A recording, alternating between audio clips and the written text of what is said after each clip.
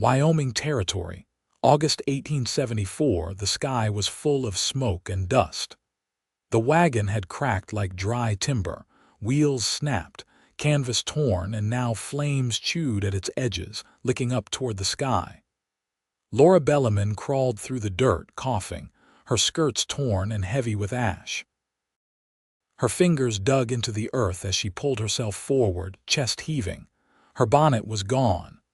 One boot, too, and her right arm hung useless against her ribs. She didn't care, she just wanted to live. "Hey!" a voice called out, low, sharp, and urgent. She blinked grit from her eyes.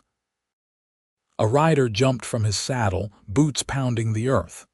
He was tall, broad-shouldered, his shirt open at the collar, chest slick with sweat. His hat shadowed his face until he dropped to his knees beside her. "You hurt bad?" he asked. She tried to speak, but only coughed. His arms slid under her shoulders. "I got you." She flinched, but he moved gently. She didn't have the strength to stop him anyway. "I'm not going to leave you," he said, voice steady. He pulled her up into his arms, then paused. "Can you hold on?" She nodded weakly, then sagged against him. His scent leather, hoarse sun cut through the smoke. The fire cracked behind them as he carried her away. She didn't remember when they reached his horse or how he got her on it, but she remembered the grip of his arm around her, strong and sure, and how he kept murmuring, "You're all right now. I got you. You're all right." They rode until the fire was behind them and the land opened wide and quiet again. He brought her to a little camp tucked under cottonwoods near a creek. There was a canvas tent, a fire pit, a saddle and rifle leaned against a tree. No one else. He slid her down gently onto a blanket and knelt beside her. "Name's Knox Talley," he said. "You stay awake now, all right?" She blinked at him. "Laura, Belleman." "You're safe, Laura." She tried to sit up, but pain lanced through her ribs. She gasped, falling back. "Easy." He pressed a hand to her shoulder. "You might have cracked something. Stay still." She reached for his hand without thinking. He didn't pull away. His fingers wrapped around hers firmly, warm, steady. "I was with a wagon train," she rasped. "Headed for Montana. There was a ditch." Axle snapped. He nodded. "I saw the wreck. No one else made it out." Her throat tightened. "The driver, Miss Hargreaves, the children." He looked down. "I only saw you." Tears burned her eyes, but she swallowed them. "I crawled out." "They didn't." Knox shifted closer, his hand still holding hers. "You got out. That's what matters now." She stared up at him, his square jaw, the sweat-darkened hair at his temple, the way his eyes stayed right on hers like he meant every word. There was no pity in his face, just calm. And something else. Something like quiet strength.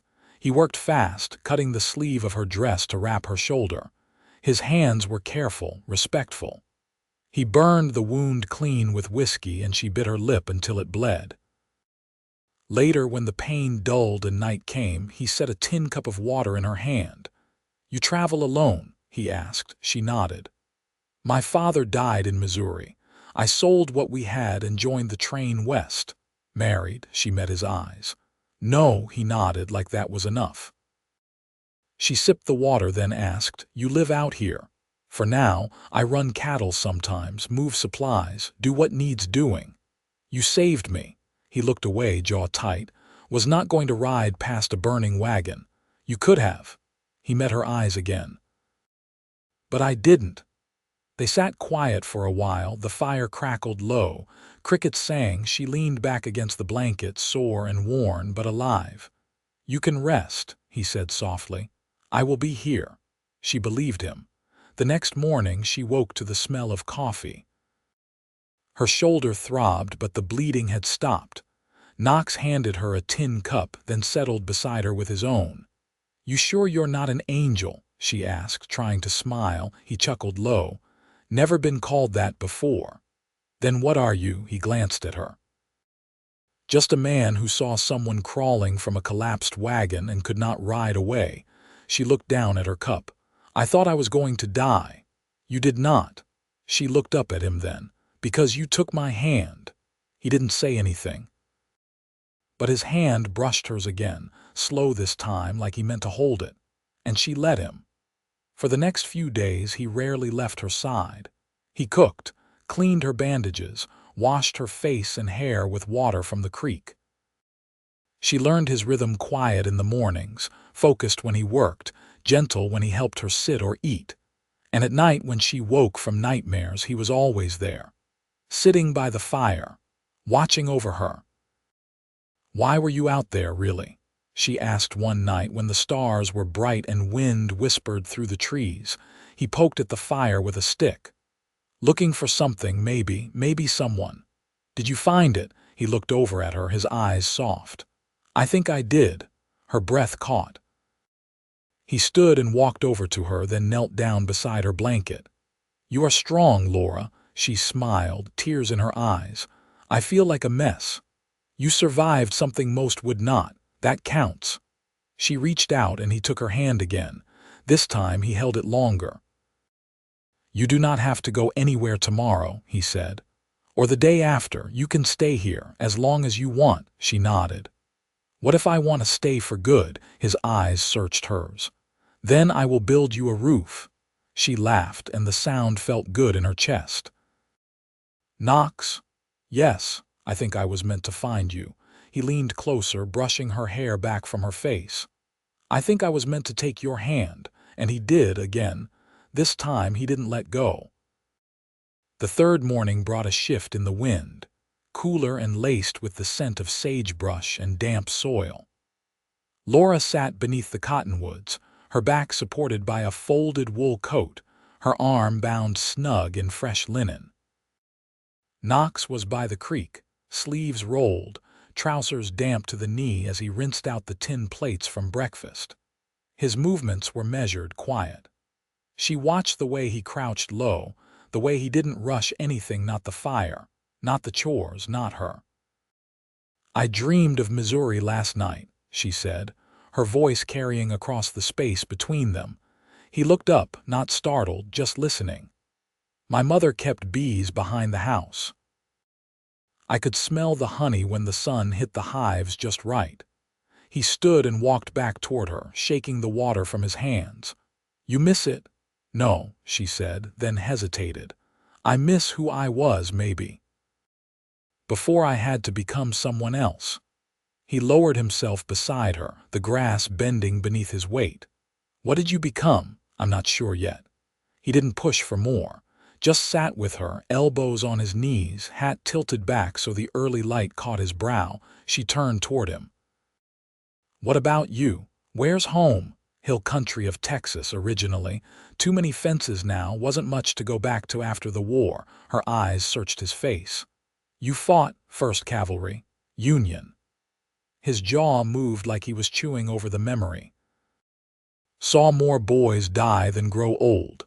She reached out, her uninjured hand brushing his wrist. "You carry it."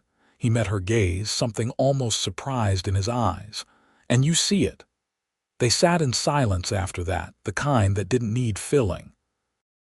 Later that day, Knox brought out a small cedar box from the tent and placed it gently on the blanket beside her. "Found this a few years back in Cheyenne. Figured it might suit someone someday." Inside were sewing needles, thread wrapped around a bit of bone, buttons of carved shell, and a pair of scissors dulled on the edges. Her fingers hovered over the contents. "You kept this, waiting for someone." "Didn't know who," he admitted. "Just knew I should hold on to it." She picked up the thimble, turning it over in her palm. "You believe in signs." "Not signs. But I believe in stillness. When something feels right, I don't question it." Her voice dropped. "I never stayed anywhere long enough to feel anything settle.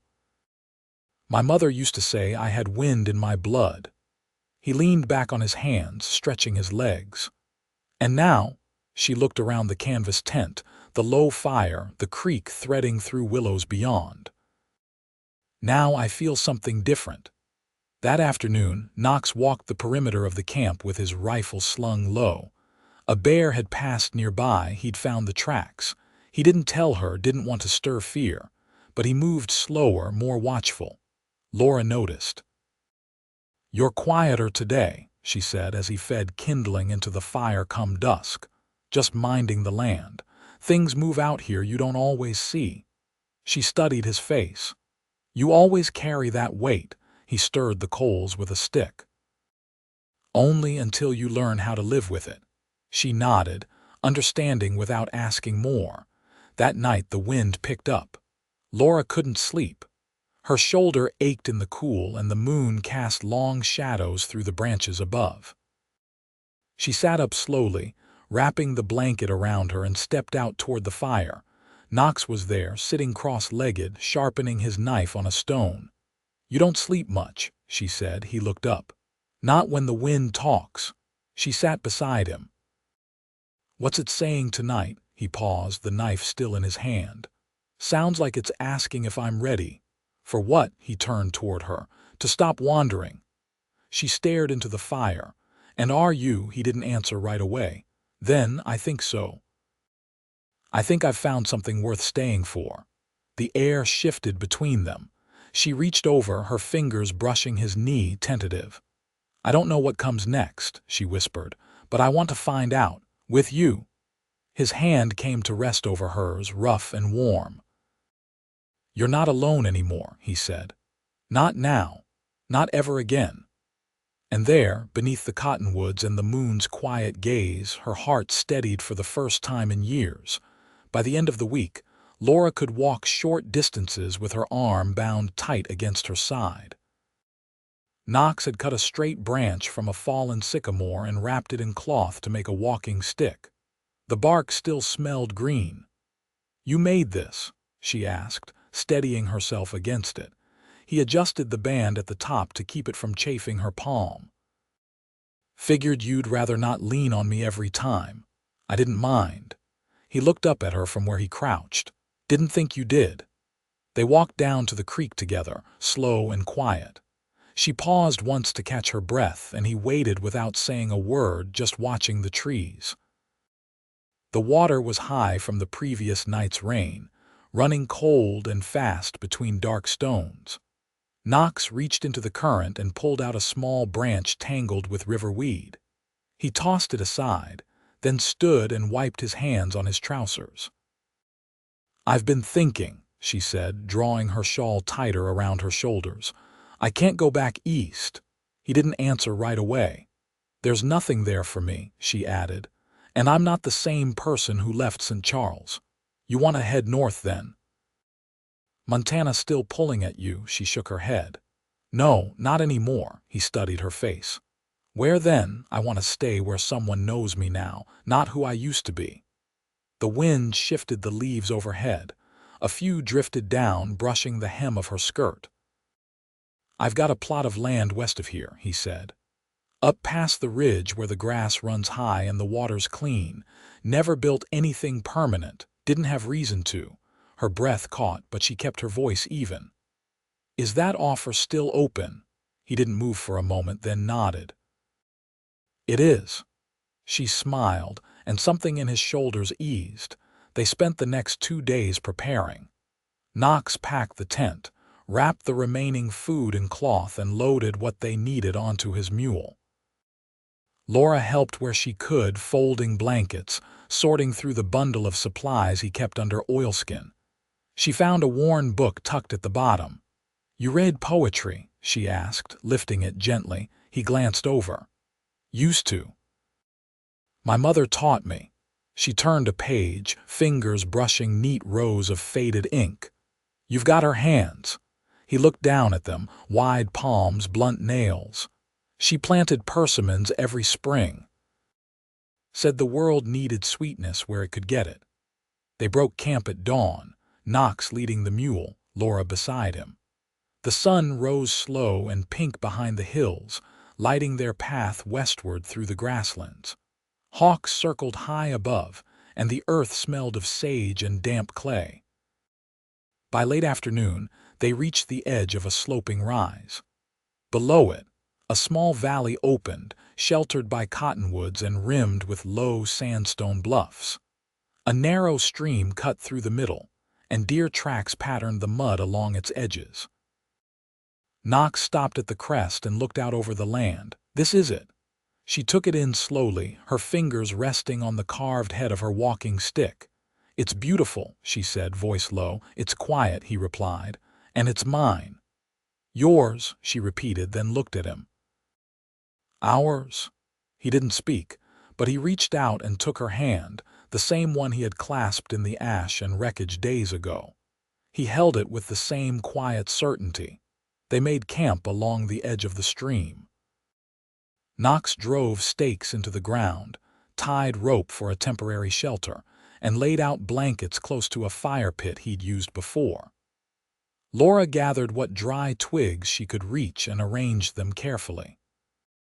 That evening, as the fire crackled and the stars blinked into the sky, she sat close beside him, knees touching. "Do you ever think about what you want 5 years from now?" she asked. He rested his forearms on his knees. "I used to think wanting anything that far ahead was foolish. And now," he turned to her, "now I think I want a roof that doesn't leak, a field full of horses, a table with 2 chairs, she smiled. "That's not foolish." He reached over and touched her cheek, rough fingers gentle. "You'd sit in the second chair. I'd build the table with you." He leaned closer, his lips brushing hers once, careful. She kissed him back, steady and sure, and when they parted, she rested her forehead against his. "I'm not running anymore," she whispered. "Then we build something that lasts," he said. The fire popped. The sky above was wide and endless, but for the first time in a long stretch of years, neither of them felt small beneath it. The first frost came early that year. Thin sheets of ice rimmed the creek by morning, and the breath from their mouths hung in the air like smoke. Knox added cedar bark to the fire before sunrise, and Laura tucked her shawl tighter as she stirred cornmeal in a blackened kettle.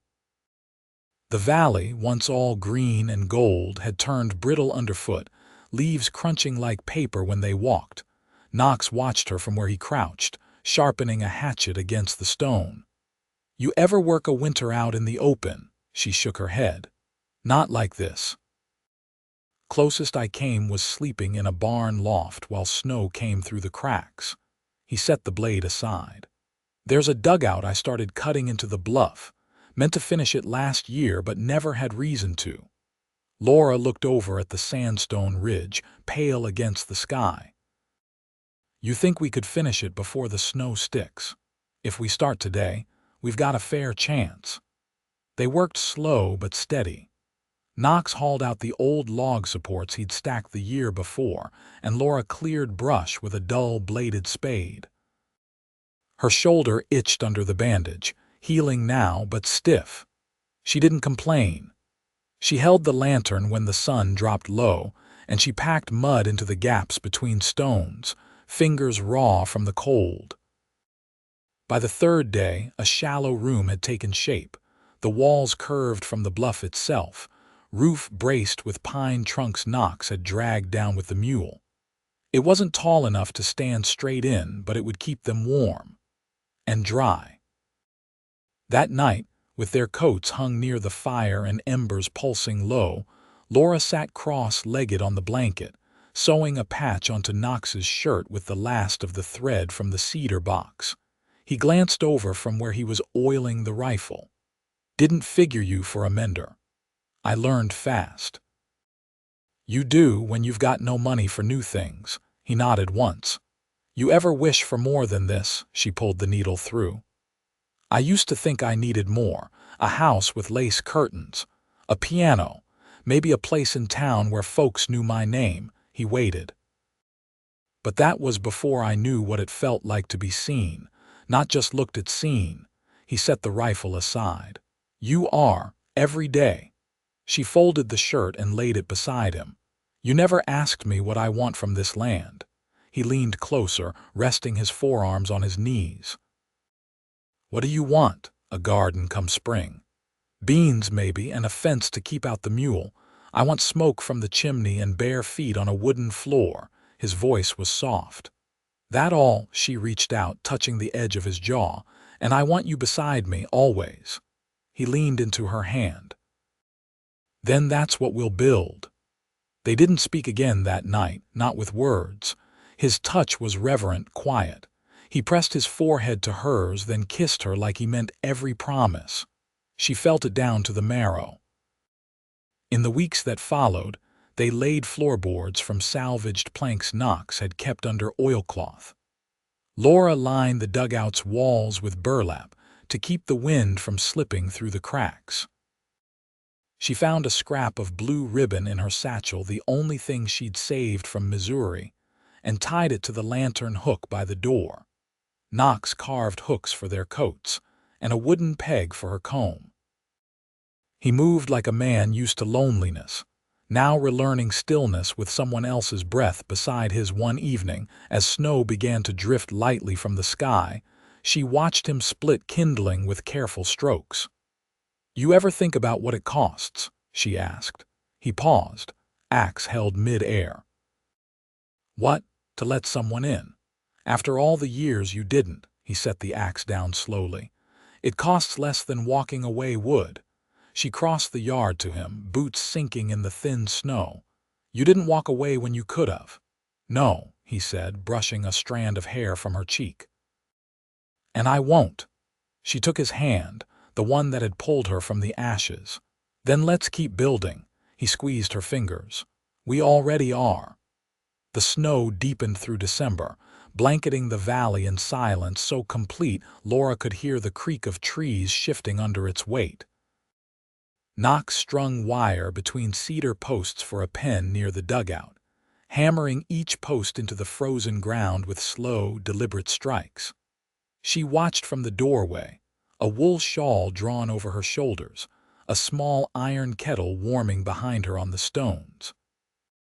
He came in at dusk, cheeks red from the cold, his coat dusted white.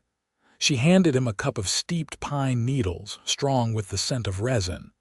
He drank without a word, nodding his thanks. "You ever think about writing anyone?" she asked, folding strips of cloth near the hearth. "Back east, wherever you've got people." He sat down on the floor beside the fire, stretching his legs out. "My sister, maybe. Haven't in years." "Why not? She's got her own life. Husband runs a dry goods store outside San Antonio." "I thought sending letters would only remind her what got lost." Laura set the cloth aside. "She might want to know you're all right, that you found something worth staying for."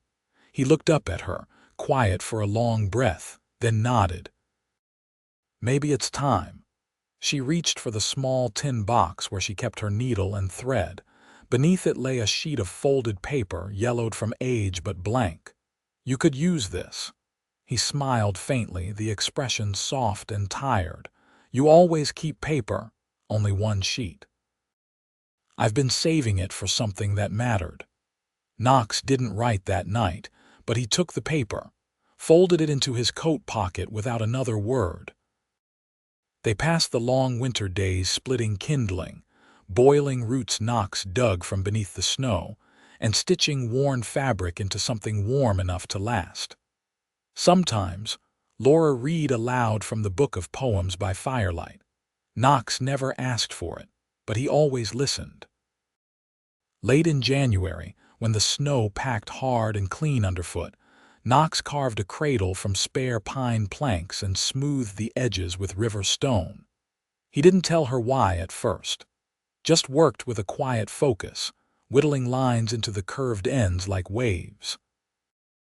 Laura noticed his hand linger on her stomach one morning as she stirred porridge. She set the spoon down. "You knew?" He looked at her, eyes steady. "Not for certain." "I wasn't sure either. Not until last week." He nodded. "You warm enough at night?" "I am." He came around and wrapped his arms around her from behind, resting his chin on her shoulder. "We'll make room, and I'll keep you safe." "I know." They didn't speak of the past anymore, not the fire, not Missouri, not the war. What they had now was made from weathered wood, stitched seams, and shared breath in the dark. By early March, the snow melted in soft patches along the edges of the creek. Geese passed overhead again. Laura opened the door one morning to find crocus buds pushing up through the brown earth. She knelt to touch one, fingers trembling. Knox emerged from the dugout and paused when he saw her. "Spring's early." She stood and turned to him. "It came anyway." That night they lay beneath blankets stitched from every scrap she'd saved, the cradle empty but waiting in the corner. Knox rested his hand over hers. "I never thought I'd have this. This. Someone I'd build a house with, a life with, someone who saw me even when I didn't speak." She traced the curve of his jaw. "You don't have to speak for me to know." He pulled her close, and when he kissed her, it was slow and full of the kind of promise that didn't need words. Months passed. By midsummer, Knox had raised a frame for a cabin beside the dugout. He sawed each board by hand, soaked the earth for mortar, and carved her name into the first beam he set. Laura planted beans in straight rows, her belly round beneath her apron, and hung a horseshoe above the door for luck. The baby came in the cool of September, under a pale sky and the hush of wind through drying leaves. Knox caught her, wrapped her in a blanket Laura had sewn from her old skirts, and held her like the world had stopped turning just to make space for her breath. They named her Ruth after Knox's mother. She had Laura's dark eyes and Knox's quietness. One evening, as the sun dipped low, Laura sat in the doorway with Ruth asleep in her arms. Knox came up from the creek, shirt damp, hair curled at the nape. He knelt beside them, placing a hand on the baby's back. "I wrote to my sister," he said, "told her everything, about the fire, about you, about Ruth." "What did she say?" "She's coming next spring. Wants to meet the woman who gave her brother a home." Laura smiled. "We'll be ready." Knox kissed her then, slow and full, his hand cupping the side of her face. They stayed that way a long time, the three of them wrapped in the hush of evening, the smell of dried grass and wood smoke in the air.